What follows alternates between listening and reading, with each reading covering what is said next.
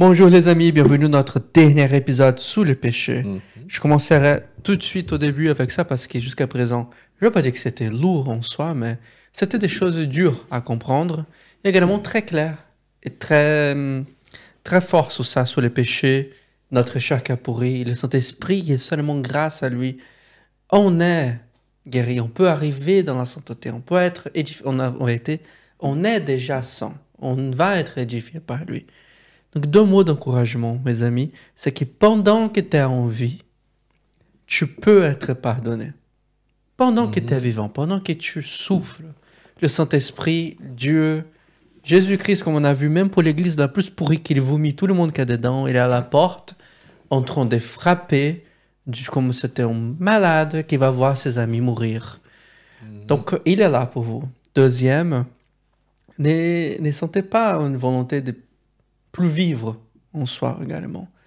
Dieu souhaite vivre avec nous et voir cette édification avec nous aujourd'hui. Pour plus que notre chair est pourrie, il a décidé de mourir pour nous, de nous aimer et voir être édifié déjà ici sur terre, malgré qu'on soit dans le pas encore, déjà et pas encore.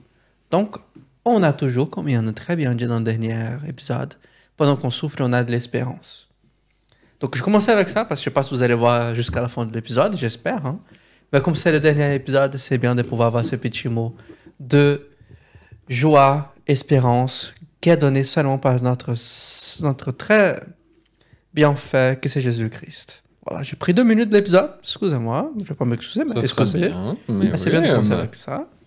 Et on va maintenant continuer à faire Jean, et on va finir ça aujourd'hui. Ouais, chapitre 3.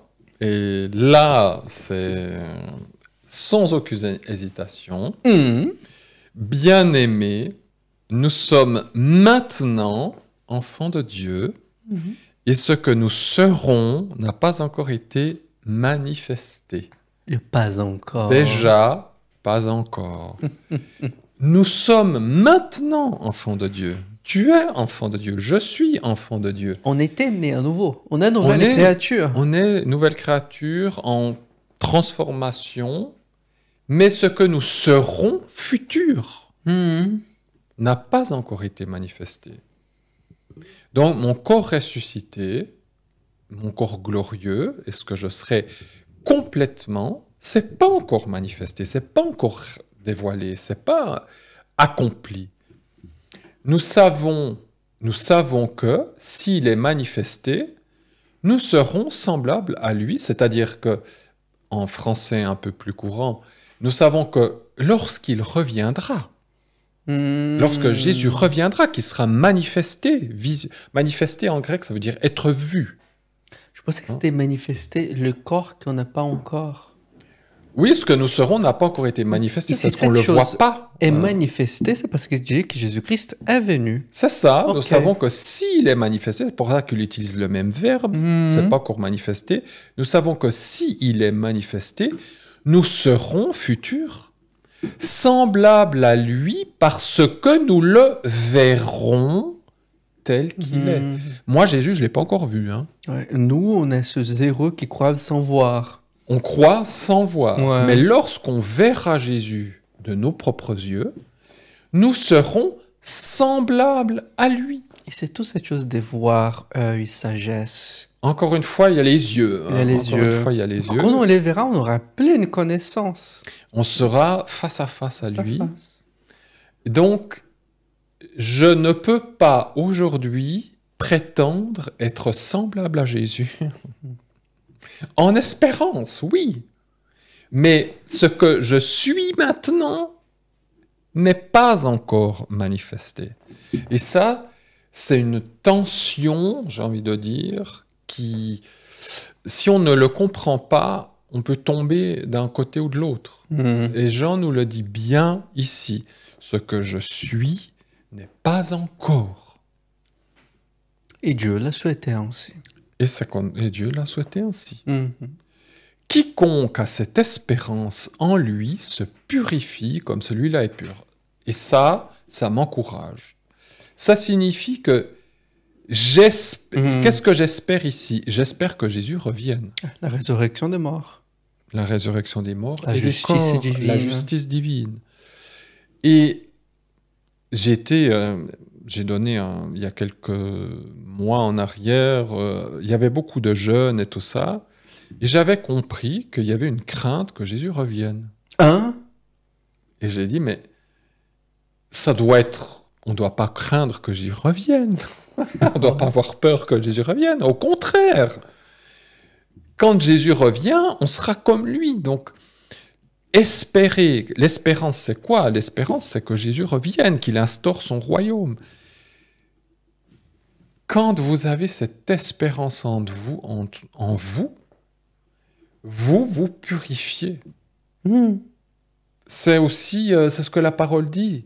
Si j'espère à son retour, il y a une purification qui se fait en moi. Oh, ça fait totalement sens en plus, parce que si tu attends la résurrection des morts et la venue de Christ, c'est que tu suis la Torah. Ben c'est ça. C'est Tu que suis je veux qu'il soit là parce que et je me rends compte de mon état. Et plus tu suis la Torah, plus tu as la crainte du Seigneur, plus tu pêches moins, tu te purifies. Tu pêches moins, mais tu te rends compte combien tu es pécheur. Et c'est ça le paradoxe aussi, c'est que plus tu connais la Torah, plus tu connais la présence de Dieu, plus tu connais qui tu es. Et c'est pour ça que et je comprends Paul qui dit « Misérable que je suis, qui me délivrera de ce corps ?» Parce que voilà, c'est désespérant. C'est désespérant, ouais. Mais nous espérons que Jésus revienne pour que ce désespoir se transforme en espérance éternelle. Amen. Quiconque fait le péché, alors ici, c'est pas faire des petits péchés ou pécher à la sauce chrétienne. Ce sera celui qui est non-Torah. Faire le péché, ça veut dire parfaire le péché, faire de la faute sa vie. Quiconque fait le péché fait aussi la non-Torah. Ah, voilà. Et le péché est la non-Torah. C'est une des définitions de Jean. Le péché, c'est quoi? C'est la non-Torah. Et on a vu ça juste Puis avant. on a vu ça dans l'Ancien Testament. C'est le rata? Non, c'est le pécha. Le péché, la non-Torah, c'est Ava. Ava. Et vous savez que celui-là a été manifesté, c'est-à-dire Jésus, afin qu'il enlève les péchés. Et c'est pour ça le singulier pluriel que tu disais. Parce que je suis pécheur, mais il est venu pour enlever les péchés, déjà aussi nos actes. Il n'est pas de péché singulier. En Jésus, lui, c'est le seul qui peut dire « je n'ai pas de péché ». Et en plus, c'est un verbe en être, c'est pas en avoir. Oui, parce qu'en grec, il n'y a pas. Il n'existe pas. Moi, j'ai traduit littéralement, mais en grec, il n'y a pas de verbe avoir. C'est toujours être. C'est pas comme si... Pardon. C'est comme si pas possédait. En grec, il y a le verbe avoir, mais ils mettent ici le verbe être aussi. C'est-à-dire que c'est une chose d'essence. Ou pas oui, tout à fait. Oui. Il n'est pas de péché en lui. C'est pas... On pourrait utiliser avoir parce qu'on l'a utilisé avant, mais c'est vrai, il n'est pas de péché en lui parce que son essence est sans péché. Donc la seule personne qui peut dire « je ne pêche pas », c'est Jésus. Et grâce à ça, il peut nous pardonner tous nos péchés et bien sûr notre péché. Quiconque demeure en lui ne pêche pas. C'est là où on entre dans les paradoxes de Jean. Si je demeure en Jésus, je ne pêche pas. Alors ici, ça veut dire quoi, je ne pêche pas? Ça veut dire que je ne m'écarte plus de Dieu. Ça ne veut pas dire je ne fais plus de péché, parce que c'est pas possible, je vais en commettre. Mais c'est que je ne pêche pas, c'est que je ne suis plus dans cette non-Torah. Je ne suis plus à faire le péché. Ok, parce que ça peut quand même engendrer à des personnes qui disent « si je pêche, je suis plus en Christ ». C'est justement ce que Jean essaye de nous faire comprendre. En tant que chrétien, ma nature fera malheureusement, même si ce n'est pas la volonté de Dieu, et puis que Dieu a tout fait pour que ça ne se reproduise pas, je vais par inadvertance, par faiblesse, voilà, commettre des ratages de cible. Voilà. Mais Dieu, pour tous, va me pardonner si je confesse mes péchés, que je continue la lutte, que je continue de demeurer en lui. Je ne pêche plus. Dans le sens que je n'ai plus cette nature, j'ai toujours cette nature, pardon, mais je ne suis plus considéré, l'Esprit Saint en moi fait que je peux aller sur la bonne voie. Et qui t'es plus écarté du Seigneur. Et je ne suis plus écarté du Seigneur je ne pêche plus, je ne pêche pas, c'est-à-dire je suis le contraire de celui qui fait le péché. Okay. Dans ce passage, il y a ceux qui font le péché, c'est-à-dire qui demeurent dans le péché, qui sont dans la non-Torah, qui font de leur vie une vie à eux. Et il y a celui qui demeure en Jésus. Et si tu demeures en Jésus, pour Dieu, c'est déjà et pas encore. Tu ne pêches pas, tu n'es plus coupé de Dieu. Heureusement qu'on peut lire ça dans le contexte, parce qu'on doit lire tout le texte. C'est ça, c'est parce qu'on peut quand même rattacher ce quiconque jusqu'à ces 3 petits points-là. Et ça peut faire des dogmes d'église assez malades. Alors justement, ça peut faire ça, mais si on prend juste des petits passages, Jean, il fait que de se contredire. D'un côté, il dit, celui qui dit qu'il n'y a plus de péché, il ment, il fait nanana, puis après il dit, quiconque demeure en lui ne pêche plus, ne pêche pas. Ouais.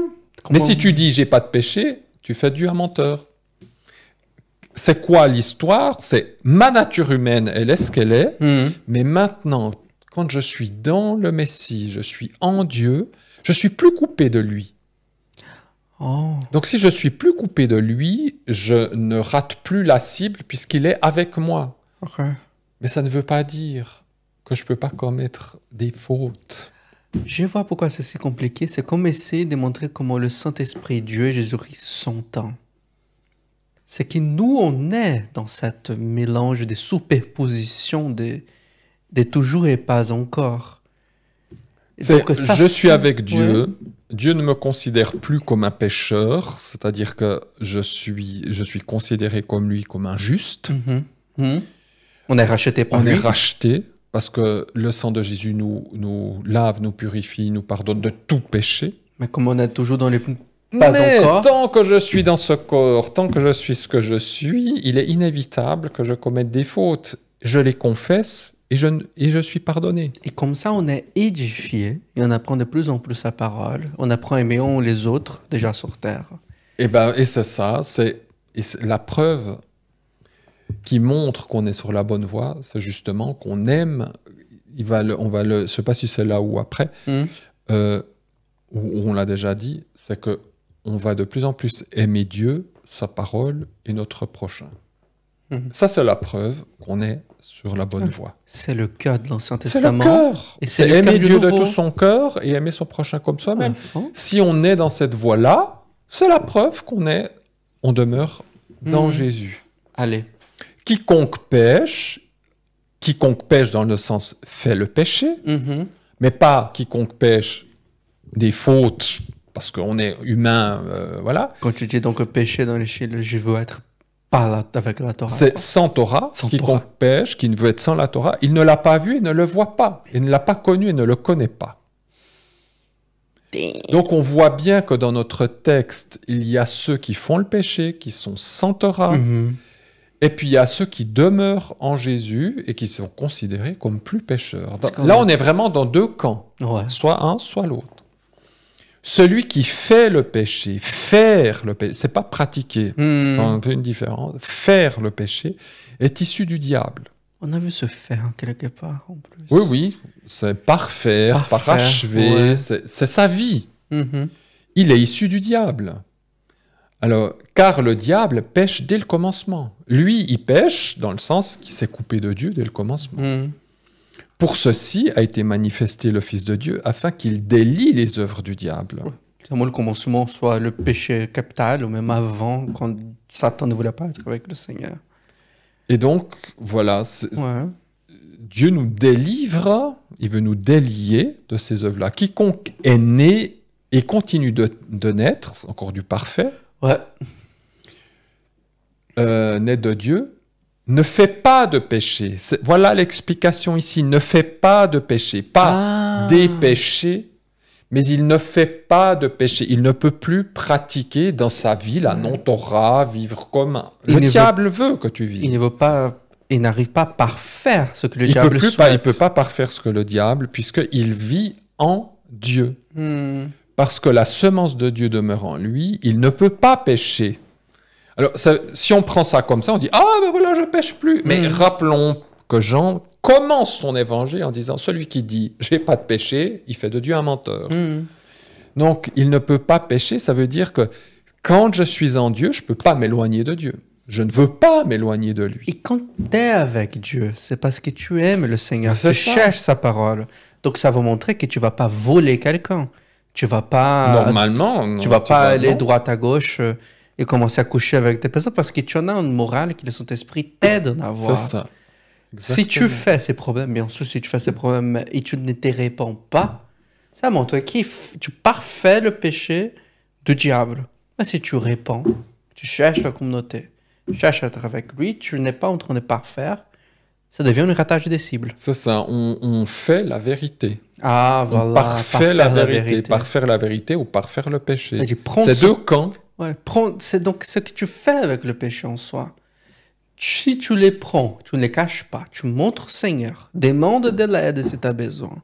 Si le Saint-Esprit te dit de demander de l'aide, tu es en train de parfaire la vérité. C'est ça. Si tu les caches, tu aimes et tu même professes de faire ça, tu es en train de parfaire le diable. Tu parfais le péché. Et le diable, il pêche dès le commencement. Donc là, dans ce contexte-là... l'importance des verbes. Il faut choisir... Enfin, on est soit dans un camp, soit dans l'autre. Mais bien comprendre que de dire que on ne fait pas de péché ou on ne peut pas pécher, ça ne veut pas dire je ne peux plus commettre des erreurs, je ne peux plus commettre des péchés, parce que je vais en faire de toute façon. Mais je ne suis plus esclave du péché, je suis maintenant esclave de Dieu, et je veux faire sa volonté, et par son esprit, je rentre dans sa volonté. Wow, c'était complexe ça. Il faut lire ça dans les détails, et dans le contexte entier. Et on arrive à seulement lire ça parce qu'on a lu les restes.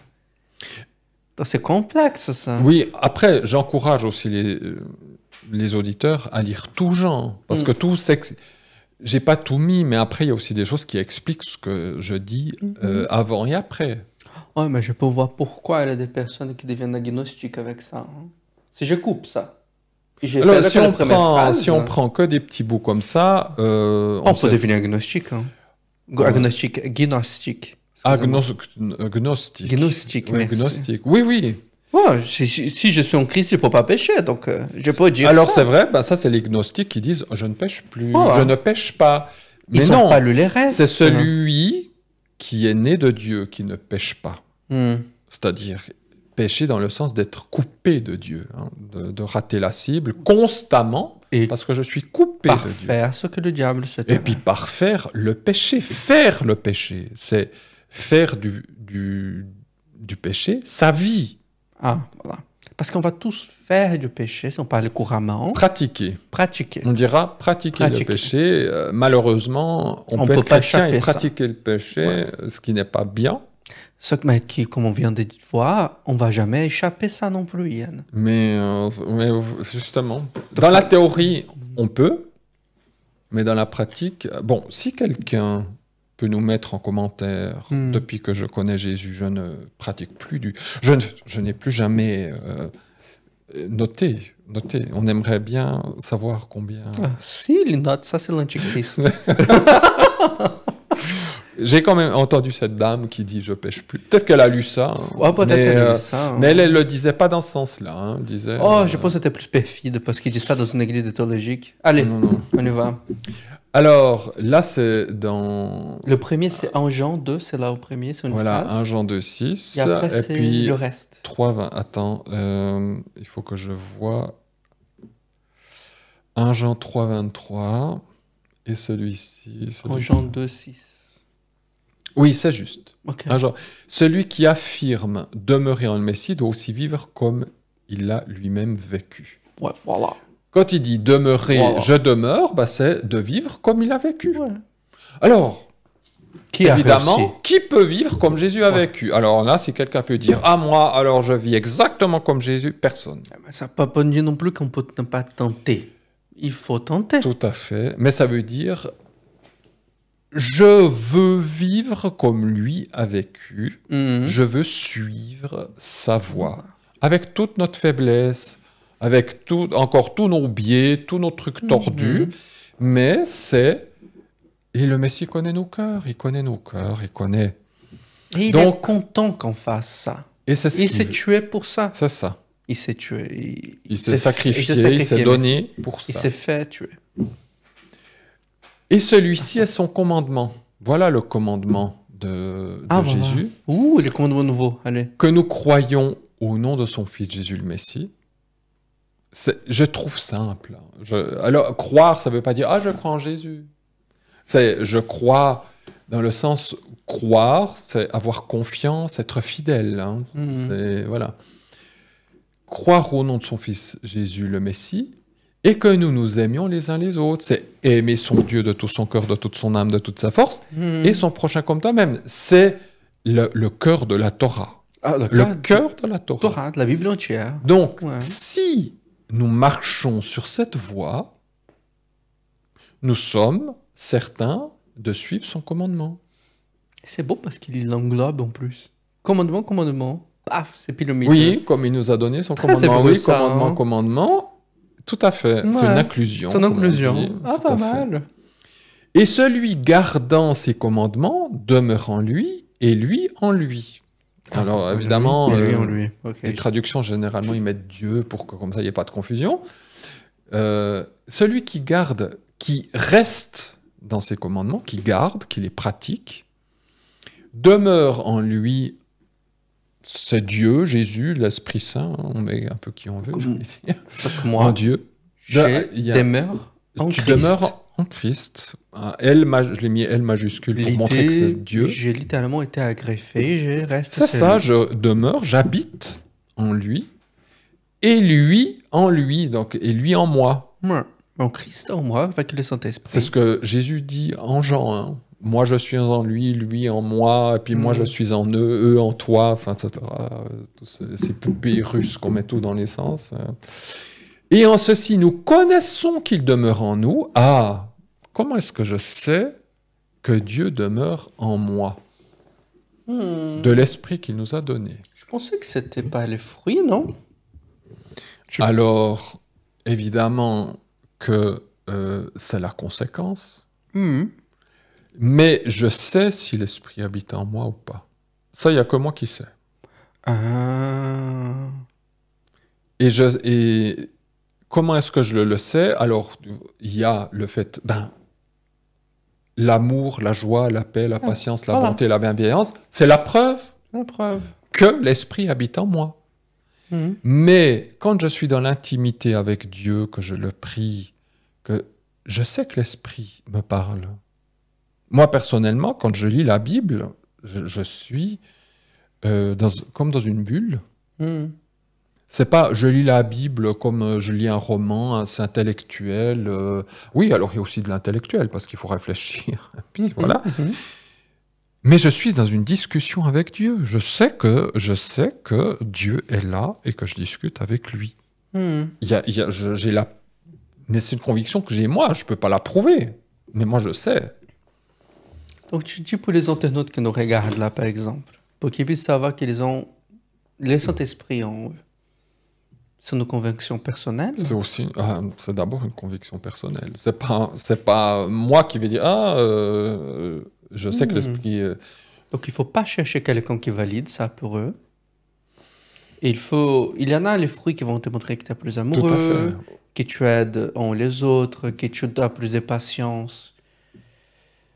Moi, je dirais que plus tu aimes le Saint-Esprit, plus tu aimes Dieu, plus tu cherches ta parole, tu te vois être attiré à ces choses. C'est ça, oui, c'est aussi la preuve. C'est Mais un ça, peu c'est preuve. toi Mais qui c'est le toi qui sais. sais. C'est toi qui le Si sais. vous êtes en doute, bien sûr, demandez-en les autres. Ça peut aider parce qu'on est entre Puis frères. on peut prier les uns pour les autres. Et autres. puis après, avec l'Esprit de Dieu, c'est pas toujours de sentir quelque chose. Mais quand on a la communion avec quelqu'un, on le sait. Oui, c'est vrai qu'on a parlé que c'est pas simplement le monde des sentiments. Il y en a quelque chose de rationnel dedans aussi. Oui. Donc, c'est pas « Ah, je sens le Saint-Esprit dedans moi quand je lis Non, la Bible. » Non, justement, dans certaines églises, on se rassure, j'ai envie de dire, parce que puisqu'on en parle, et puis je trouve que c'est important. Ouais. J'ai beaucoup vu dans mon passé, parce que maintenant, peut-être je peux encore le voir aujourd'hui, mais j'étais dans certains milieux où j'avais l'impression, je ne peux pas parler, c'est ce que je vois de l'extérieur, que certaines personnes se rassuraient que Dieu était en elles uniquement quand ils vivaient des trucs extraordinaires ou très charismatiques. Quand la louange est exceptionnellement bonne, c'est ça. on a la Et je me pleurer disais, dans le mais service. normalement, c'est dans le calme chez toi, dans ta vie, dans le calme chez toi, que tu devrais avoir cette assurance.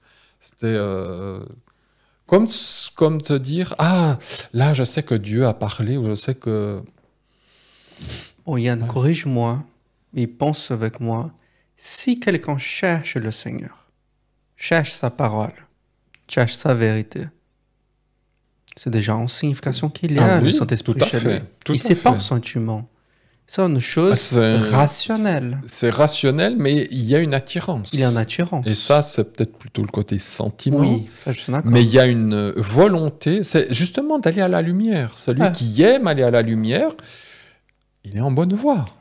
Tandis que de dire, ben moi je fais ça, ouais, mais ça on met sous le tapis, on cache, je dis, ça sent mauvais. Bien sûr que c'est bon les moments auxquels on a des moments charismatiques, qu'on sent avec le Seigneur. On va pas être contre de tout, mais attention. Ils sont plutôt des points de pique. Oui, on aide. Tout à fait. On aide. Ça doit pas être ça qui fait que... Ouais. Et c'est pas que là-bas que tu as connu le Saint-Esprit, et que là-bas il t'avait un creux entre deux. Non, tu es constamment avec lui. Normalement, voilà. Ah, déjà, regardez cette chaîne, ça montre que vous avez cherché la lumière. On ne dit pas que nous, on a la lumière, hein, excusez-nous, mais ça montre que vous avez cherché la lumière. Oh, désolé, j'ai trop parlé sur ces moments-là, parce que pour moi, c'était important sur la question de savoir comment ça va se le Saint-Esprit dedans toi. Si on a touché ça, c'est bien d'être... Bon, on y va, désolé. Chapitre 4... c'est la suite du chapitre, la fin du chapitre 3 d'ailleurs. Alors, c'est coupé au chapitre 4, mais en fait, c'est la continuité. En ceci est l'amour, voilà, puisque c'est ça qui est aussi la preuve, hein, c'est l'amour qu'on a pour Dieu et les uns pour les autres. Donc, c'est le fruit principal de l'esprit. Non pas que nous avons aimé et aimons Dieu, encore du parfait, c'est-à-dire que on aurait aimé Dieu à un moment et puis qu'on continue de l'aimer. Ah, ça aussi, c'est pour nous dire, on ne peut pas aimer Dieu. Par nature, on ne peut pas aimer Dieu. Il faut se désillusionner. Hein. Je ne peux pas, c'est pas moi qui dis, ah, j'aime Dieu. Mais que lui nous a aimés et envoyé son Fils comme expiation pour nos péchés. La Bible est très claire. Personne, Paul le dit dans Romains 3, personne ne cherche Dieu. Personne n'aime Dieu. Personne, zéro. On peut avoir une envie de rencontrer Dieu, de justice, etc.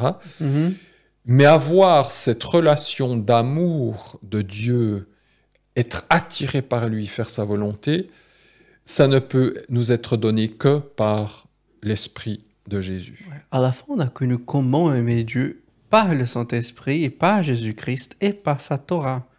Naturellement, sans ça, on fait nos propres idées de quel Dieu on aime. C'est ça. On fera notre Dieu à nous. L'être humain, il fait son Dieu à lui, s'il veut faire un Dieu. Aimer Dieu, c'est Dieu qui envoie son Fils, qui meurt pour nos péchés. Ça, c'est l'amour de Dieu. L'homme, lui, et les rabbins le disent bien, on aime Dieu pour ce qu'il nous donnera. C'est comme ça qu'on aime Dieu. De toute façon, l'histoire de l'être humain, avec ses divinités, c'est quoi? C'était le problème de Job, non? Il t'aime parce que tu donnes. C'est vrai que Satan, c'est ce qu'il dit C'est ce à qu'il dit à Dieu. Dieu, ouais. Et Dieu dit, Effectivement, effectivement. Ouais. Il dit, de toute façon, il t'aime parce que tu le bénis, parce que tu lui donnes toutes ses richesses. C'est pas tout faux. C'est pas tout faux. Et le cœur de Job a quand même été révélé. Ouais. Il a vécu des choses terribles. Et dans tout son discours, on voit pas Job qui dit... Il est exemplaire, ça c'est vrai. Hein, Job, tu as dit qu'il est exemplaire. Il renie pas Dieu. Mais dans son discours, il dit pas « Oh, je sais, Seigneur, ce que tu fais, je t'aime. » Il dit « Mais qu'est-ce que je t'ai fait ?» Sa tête, elle pète un câble. Ah, il pète un câble complètement. Et c'est logique. Alors, c'est tout à fait logique. Mais il se plaint, je le comprends. Mais il dit jamais « Seigneur, je t'aime malgré tout ce que je subis. » Il y en a quelqu'un dans la Bible qui dit ça. Ils sont plutôt à se dire « Pourquoi je vis ça? Qu'est-ce que je t'ai fait ?» Et Job, c'est ce qu'il dit. Tout du long. « Oh, de toute façon, pour toi, on est tous impurs, on mérite tous de... » Il dit « Tu nous écraserais tous comme des vers. » Enfin, voilà. Je pense que même les martyrs qui sont passés après le 1er siècle, c'était pas j'aime être dans la douleur. J'ai envie de dire, on va pas dire j'aime être dans la douleur, mais Seigneur, je pense qu'après la Pentecôte, quand on a l'esprit, Seigneur, je t'aime, j'irai jusqu'à mourir pour toi. C'est pas tellement ce que Job a dit, par exemple. Oui, c'est vrai. À la fin, par contre, Job dit « Maintenant j'ai compris ». Et c'est à la fin qu'il le dit.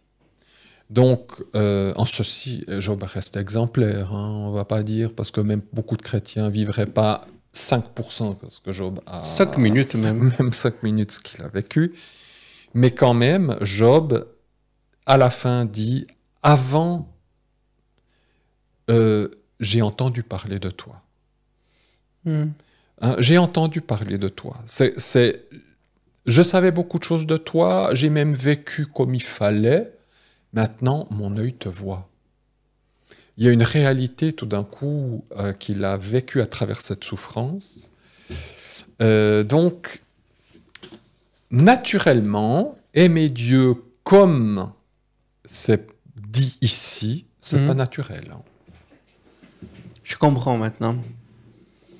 Voilà, personne n'a jamais contemplé. Contempler, ça veut dire voir Dieu sous toutes ses facettes. C'est impossible. Personne. Même avec la Bible, c'est impossible. C'est une petite partie. Ouais, c'est une petite partie. Jamais personne n'a... Non, personne, à part Jésus. Mais personne n'a jamais contemplé Dieu. Donc, c'est quelque chose... puisque je ne contemple pas Dieu, que je ne connais pas tout de Dieu, etc., comment est-ce que je vais aimer quelqu'un? C'est pas possible. C'est moi qui nous a envoyé Christ pour qu'on puisse savoir qui aimer. Et c'est ça. Déjà. Hein? Lui nous aime, sans condition. Il n'a pas dit je vous envoie, mais je vous aime, je vous envoie. Encore une fois, l'être humain, interrogeons-nous. Moi, je m'interroge le premier. J'aime Dieu, pourquoi? Personnellement, moi, très longtemps, j'aime Dieu parce que j'irai pas en enfer. Alors, si je viens dans C'était pas. Si je viens dans ma tête, c'est parce que ce qui me vient dans la tête, c'est une chose répétée dans verset. Je l'aime parce qu'il m'a mis en premier.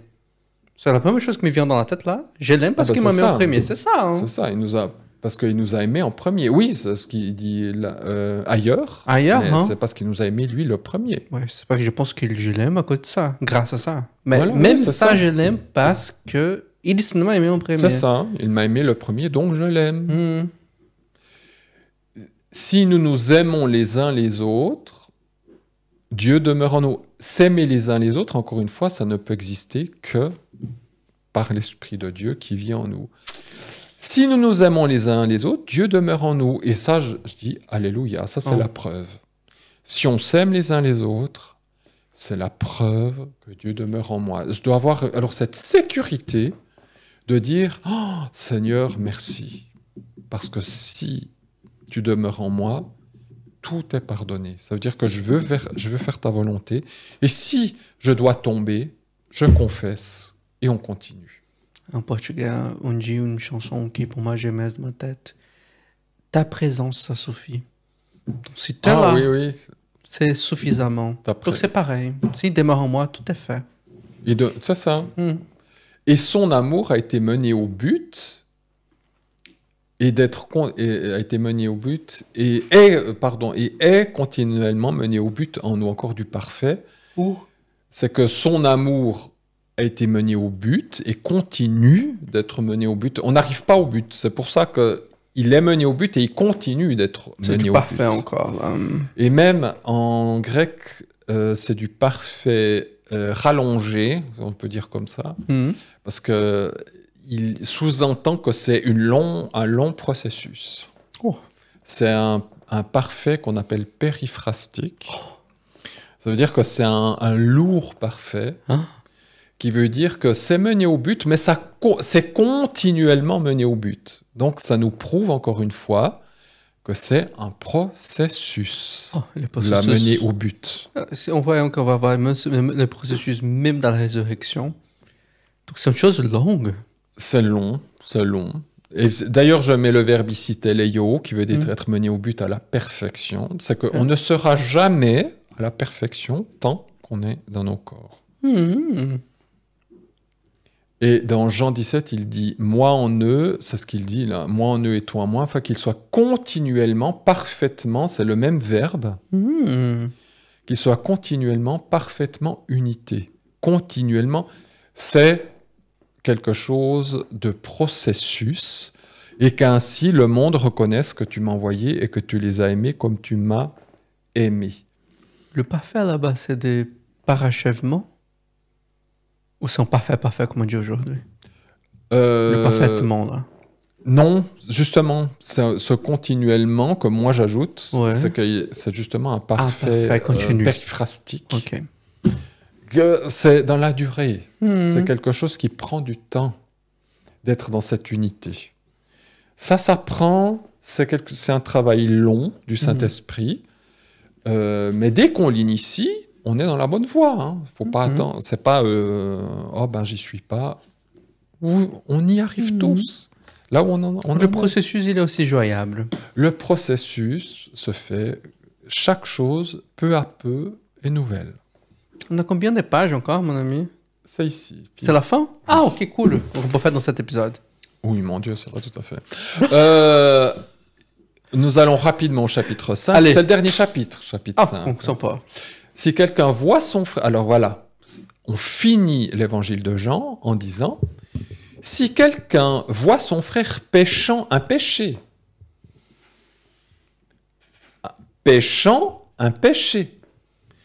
ça signifie qu'il fait quelque chose de régulier, qu'il rate régulièrement la cible.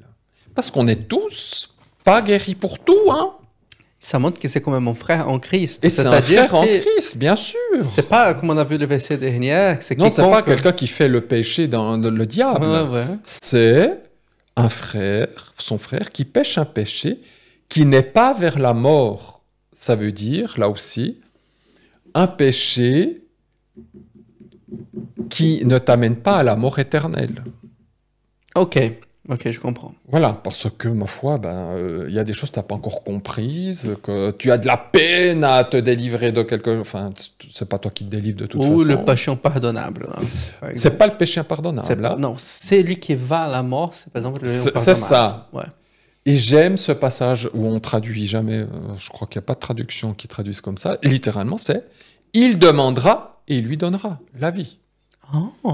C'est pas qu'il demande un impératif, je sais pas, on met des impératifs. Il demandera et il lui donnera la vie. Ça veut dire que tu demandes à Dieu et il te donnera la vie. Ah, donc c'est il et lui, c'est il là, c'est Dieu là.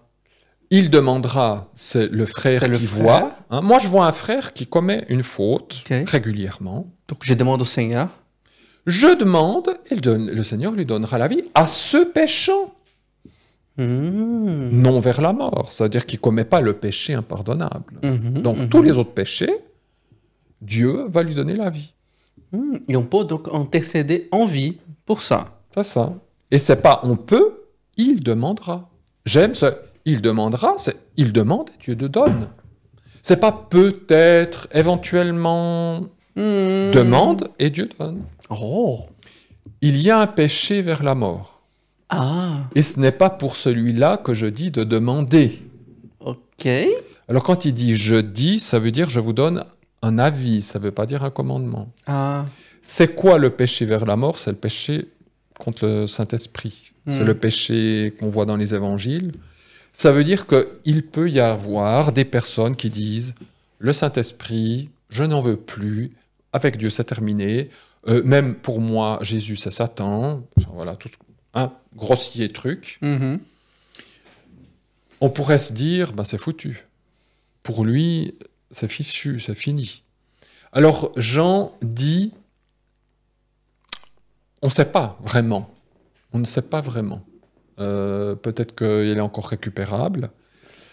Si on regarde dans le contexte, c'était des pharisiens qui connaissaient la parole, Oui, qui voyaient le Messie devant, voyaient Tout le à fait. Saint-Esprit faire une guérison d'un aveugle, je pense. Je ne me souviens pas laquelle guérison c'était. En tout cas, c'est une guérison qui montrait que c'était le Messie. Il déclare que ça, c'est Satan. C'est très grave. Donc, C'est c'est-à-dire le haut. qu'ils sont Oui. dans le haut de la sagesse. Ils ne peuvent pas dire qu'ils sont ignorants à la parole. Oui, tout à fait. Donc, c'est pas... ça vous C'est fait... quasiment irrécupérable. C'est quasiment récupérable. Donc, c'est Et même très certainement Dieu- de ça dont Et il même parle. Jésus-Christ, au ce moment, dit « Faites attention ». C'est-à-dire Ah oui, qu'il oui. avait une Ah possibilité ben, qu'eux ils puissent apprendre. On peut tous virer. Hein. Hmm. Donc voilà, donc il y a un péché vers la mort, mais ça nous rassure que celui qui pêche un péché, Dieu lui pardonne. Mais ça ne veut pas dire qu'il peut rester là-dedans. C'est que Dieu va lui donner la vie, et puis il dit, toute injustice est péché. On avait vu avant l'autre, toute non-Torah, c'est péché. Mais maintenant, toute injustice, ça veut dire ne pas faire la volonté de Dieu. Être injuste, ne pas faire la volonté Il y de avait un Dieu. des trois mots C'est qui avait péché. injustice. Ouais. Et il est un péché qui n'est pas vers la mort. Ça veut dire un péché, pas un seul, mais ça veut dire qu'il y a une sorte de péché qui n'est pas vers la mort. Ça veut dire tous, sauf celui-là. Ok. Nous savons que quiconque est né et continue de naître de Dieu, de nouveau du parfait, Parfait, wow. ne pêche pas. Mais celui qui est définitivement né de Dieu se garde lui-même et le mauvais ne le touche pas. Donc, Hein? ce- Définitivement, c'est quand c'est la résurrection, alors. je mets définitivement parce que le verbe utilisé ici, c'est de l'aoriste, ça veut dire C'est fait. c'est fait. La personne est déjà morte. Non, Elle était ressuscitée. elle est née de Dieu. Elle Tu est es de Dieu. définitivement né de Dieu. maintenant. À moi, là? Tu es enfant de Dieu. Ok, Donc oui. tu es né définitivement de Dieu. C'est Ok. pas à moitié. Ok. Soit tu es né de Dieu, soit tu ne l'es pas. Donc moi, je garde moi-même et le mauvais ne peut pas me toucher. Alors je me garde aussi moi-même. Ça veut dire, ben, je sais quels sont les commandements de Dieu. Mhm. Je sais que je ne veux pas faire le mal. Mhm. Donc le mauvais ne me touche pas parce que je suis maintenant en Dieu. Ok. Mais encore une fois, là nous avons l'idéal.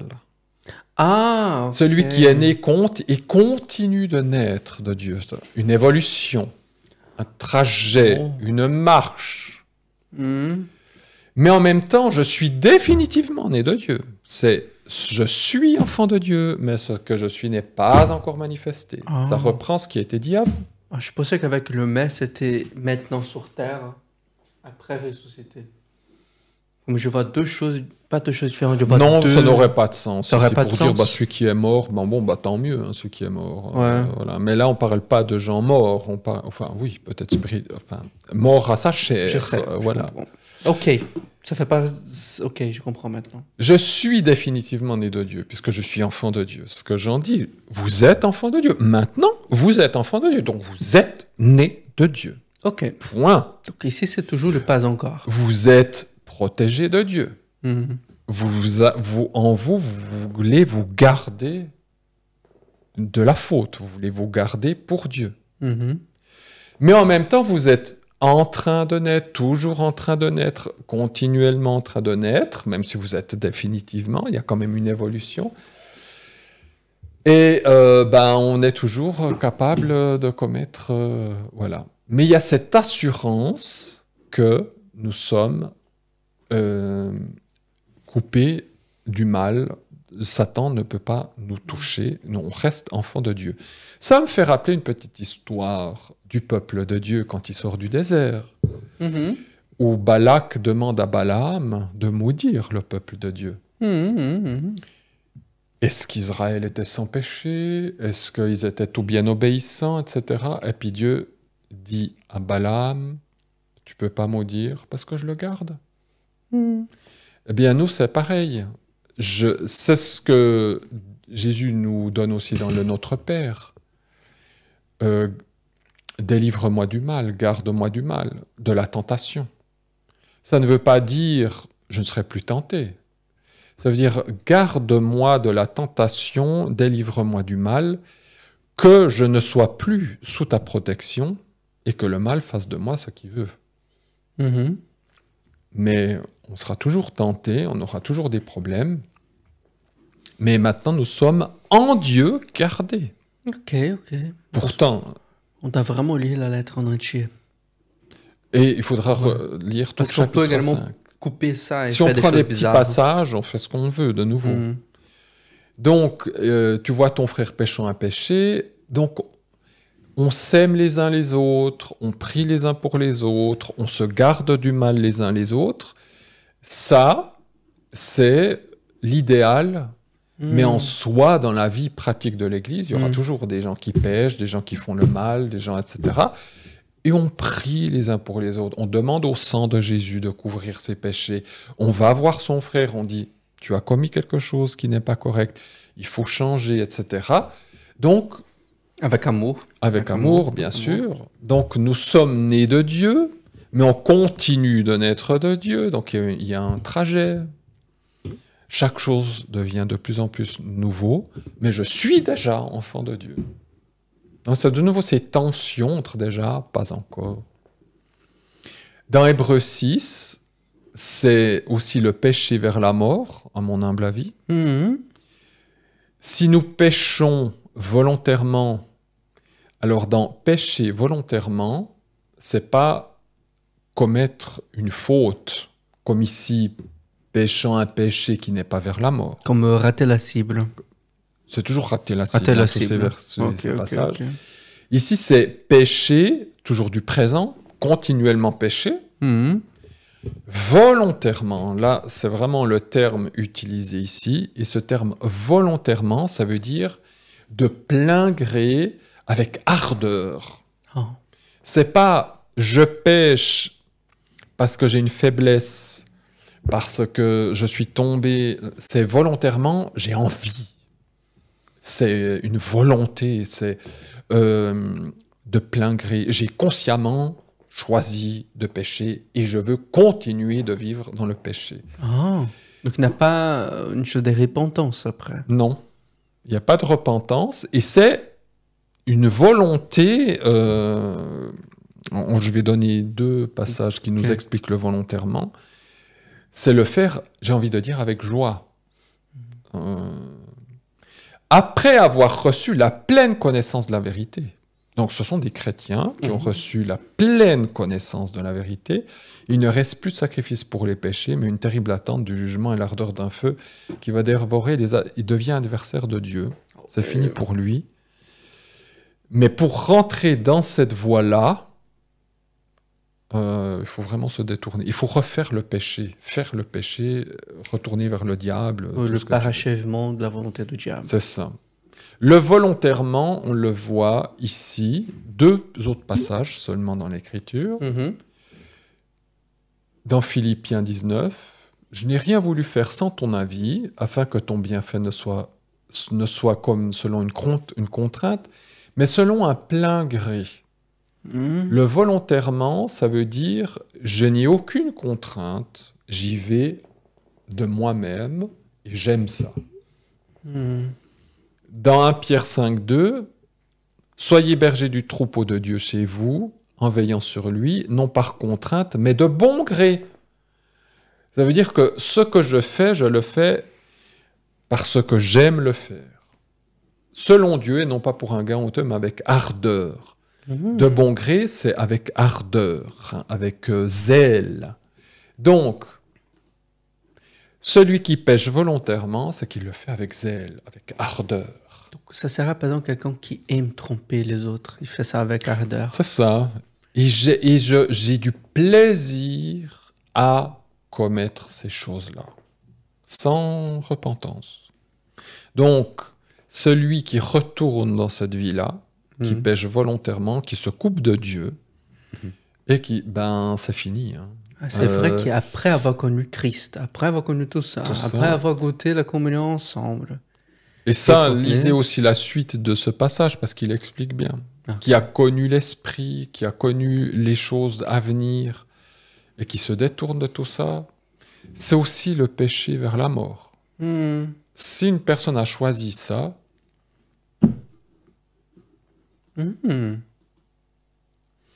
alors dans notre passage non, je crois que c'est après, pardon.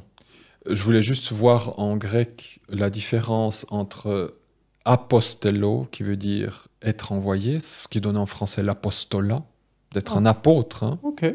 Son contraire, c'est upostello. C'est la même racine. Apostolat. Ça vient de ce verbe. Et apostolo. Comment on dit? De nouveau, excuse-moi. Apostello. Apostello. Hypostello. Hypostello. Okay. Hypo, c'est être en dessous. Ah. Être envoyé en dessous. Donc ça veut dire faire défection. Revenir en arrière, c'est le contraire de la teshuva. C'est le contraire de la repentance. Alors, on le voit ici, de nouveau dans Hébreux 10. Mon juste vivra par la foi ou la confiance, et s'il fait défection, s'il fait le contraire de l'apostolat, il revient en arrière, mon âme ne prend plus plaisir en lui. C'est l'explication de ce que nous avons vu. Ça veut dire que celui qui n'est plus dans la foi de Jésus, qui n'est plus dans la confiance en Jésus, il revient en arrière. Et l'âme, c'est-à-dire mon âme, l'âme de Dieu, la vie de Dieu, ne prend plus plaisir en lui. Il n'a plus envie d'être dans cette personne. Donc il part de cette personne. Or, nous ne sommes pas de la défection en vue de la perdition, c'est le même mot, mais de la foi en vue de la préservation de l'âme. Nous, on ne veut pas revenir en arrière. On veut être préservé et on va garder notre vie. On veut garder notre vie en Dieu. Si cette personne a commis cette faute, elle est encore en vie, elle peut retourner au Seigneur? Dans ce cas ici, oui. Si tu fais défection, tu peux revenir à Dieu. Ok. Il y a toujours, comme on dit, tant qu'il y a de la vie, il y a de l'espoir. Tant qu'il y a de la vie, il y a de l'espérance. Il n'y a que eu le pharaon qui le corps été endurci parce qu'il devait mourir avant. Oui, le pharaon. Oui. Ce sont des cas on parle de tout ça ici, ce sont des cas très extrêmes. Peut-être ça concerne personne qui regarde. On espère ça. De toute façon, si quelqu'un regarde, c'est que justement, ça ne le concerne pas tellement. Dans Pierre, il est dit « Voici son âme en lui est enflée, orgueilleuse, et non pas droit, ou droite, pardon, mais le juste vivra par sa foi. » Dans Pierre 5, justement, on parle de nouveau de l'orgueil. C'est ça la source de tout ça, c'est l'orgueil. Mais le juste vivra par sa foi. C'est 1 Pierre 5, 2, mais c'est tiré de Habakkuk 2, du prophète Habakkuk 2. L'âme en lui est orgueilleuse, le juste vivra par sa foi, sa fidélité en Jésus. Et pour finir, ce qui finit l'évangile de Jean, la première épître de Jean, chapitre 5, verset 21, et nous arrivons à la conclusion finale. Allez. Petits enfants, gardez-vous loin des idoles. C'est quand même... l'idole, c'est quoi? C'est tout ce qui prend la place de Dieu. Donc, dès qu'on a une idole dans sa vie, quelque chose qui prend la place de Dieu, toutes les possibilités de pécher, voire jusqu'à se détourner de Dieu, sont possibles.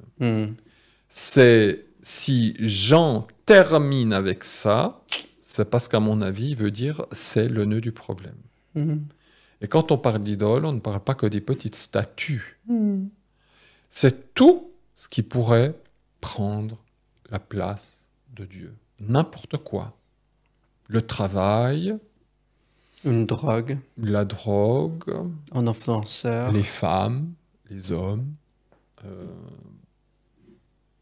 ma voiture, peu importe, tout ce qui prendrait la place de Dieu peut nous faire rater la cible.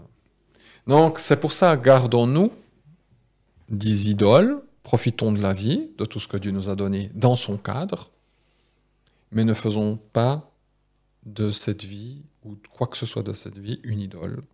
Gardons Dieu en nous, demeurons en Dieu, et continuons d'aimer Dieu, son esprit, les uns les autres. Et tant qu'on est dans cette voie-là, le Seigneur fera le travail qu'il faut et il nous gardera et nous pardonnera tout ce qu'on pourra faire de faux, parce que il est juste et bon pour tout nous pardonner et il veut nous voir arriver au bout. Amen, mon ami.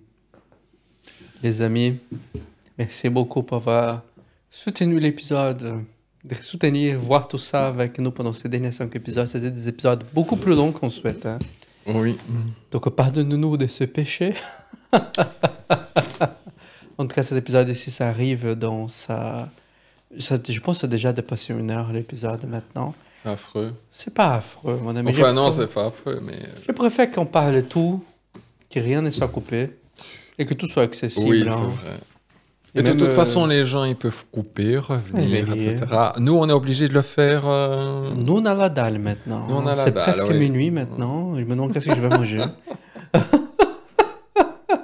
En tout cas, les amis, c'était un plaisir de vous voir.